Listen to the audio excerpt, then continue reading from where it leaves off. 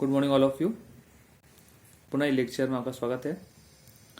अब जो supreme court जो क्वेश्चंस है, सुप्रीम कोर्ट का जुरिसडिक्शंस यानी क्षेत्राधिकार और उसकी शक्तियों के बारे में आज हम यहाँ आपसे डिस्कस करेंगे। उच्चतम न्यायालय का क्षेत्राधिकार कौन से आर्टिकल में दिया गया है? सबसे पहला ये तो आर्टिकल 129 से इसके जुरिसडिक्शंस और उसके पावर्स जो हैं वो स्टार्ट होते हैं, ये आपको ध्यान रखता है।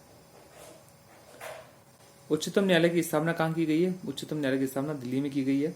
ऑल ओवर इंडिया में सुप्रीम कोर्ट एक ही है और उसकी जो बेंचेस है वो ऑल ओवर इंडिया में कहीं नहीं है, केवल न्यू दिल्ली में ही है। ये आपको थोड़ा जानना है।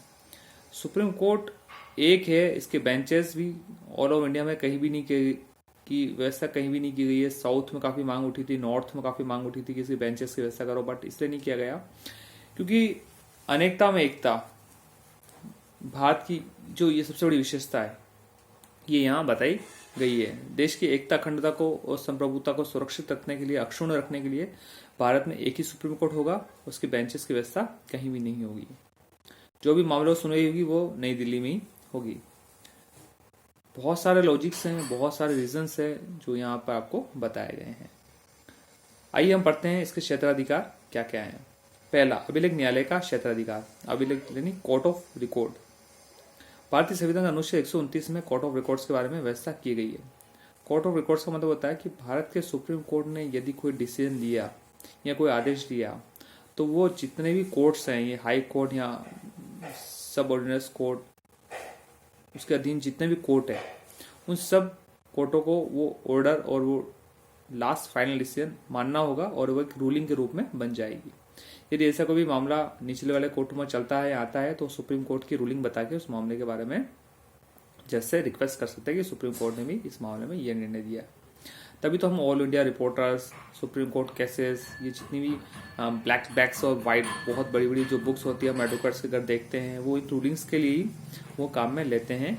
ताकि देखो, किसी भी चीज को प्रूव करने के लिए आपको एविडेंस होना चाहिए और एविडेंस के बिना कोई चीज प्रूव नहीं कर सकते, क्योंकि कोर्ट का साक्ष्य नियम कि कोर्ट इमोशन पे नहीं चलता है, कोर्ट एविडेंस पे चलता है।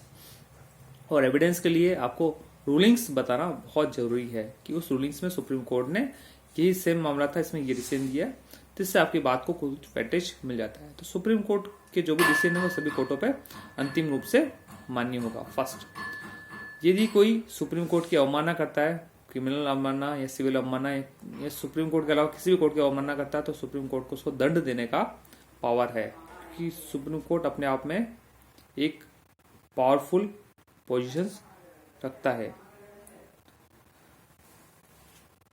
इस न्यायालय को अपनी अवमानना के लिए किसी भी व्यक्ति को दंडित करने का अधिकार है। किसी की अवमानना करता है हाई कोर्ट या हाई कोर्ट की करता है, अधीनस्थ कोर्ट की करता है, किसी भी अगर अवमानना करेगा तो सुप्रीम कोर्ट को स्वज्ञान से इसकी अवमानना करने के लिए दंड दे सकता है। उच्चतम न्यायालय की अवमानना किए जाने के संबंध में उच्च न्यायालय के भारतीय संविधान के अनुच्छेद 129 के अंतर्गत अवमानना की कार्रवाई तो संज्ञान ले सकता है, जो मैंने आपको बताया। आपराधिक मामला हो या सिविल मामला हो या जो भी हो, आप इसमें संज्ञान लेके वो कार्य कर सकते हो, ठीक है ना। उच्चतम न्यायालय के क्षेत्राधिकार के कुछ इंपॉर्टेंट टॉपिक्स से हुआ है। अभिलेख न्यायालय का क्षेत्राधिकार, प्रारंभिक क्षेत्राधिकार, अपीलीय क्षेत्राधिकार, संवैधानिक मामलों का क्षेत्राधिकार, दीवानी मामलों का क्षेत्राधिकार, फौजदारी मामलों का क्षेत्राधिकार, विशेष मामलों से संबंधित या विशेष अनुमति से संबंधित अपील का अधिकार और सलाहकारी क्षेत्राधिकार। ये जो अधिकार हैं, ये अधिकार 4 कैटेगरी में बांटे गए हैं। ये थोड़ा सा आपको ध्यान रखना है ना। तो हमने कोर्ट ऑफ रिकॉर्ड के बारे में पढ़ लिया। कोर्ट ऑफ रिकॉर्ड क्या होता है? अब प्रारंभिक क्षेत्राधिकार, संविधान के अनुच्छेद 131 में देखिए, कोर्ट ऑफ रिकॉर्ड के बारे में जो क्षेत्राधिकार है वो आर्टिकल 129 में है, और प्रारंभिक क्षेत्राधिकार का जो है वो पूछते हैं कि वो कौन सा आर्टिकल में दिया गया है संविधान के, तो वो संविधान के आर्टिकल 131 में बताया गया है कि इसमें प्रारंभिक क्षेत्राधिकार के बारे में बताया गया है। प्रारंभिक क्षेत्राधिकार में क्या कहता है? भारत सरकार और एक से अधिक राज्यों के बीच में यदि कोई विवाद हो जाए, भारत सरकार या एक से अधिक राज्यों के बीच में यदि कोई विवाद हो जाए, राज्यों और राज्यों के बीच में यदि कोई विवाद आ जाए, 2 या अधिक राज्यों के बीच में कोई विवाद आ जाए, संघ राज्य और राज्यों के बीच में यदि कोई विवाद आ जाए, तो इनसे संबंधित नदियों को लेके, सीमाओं को लेके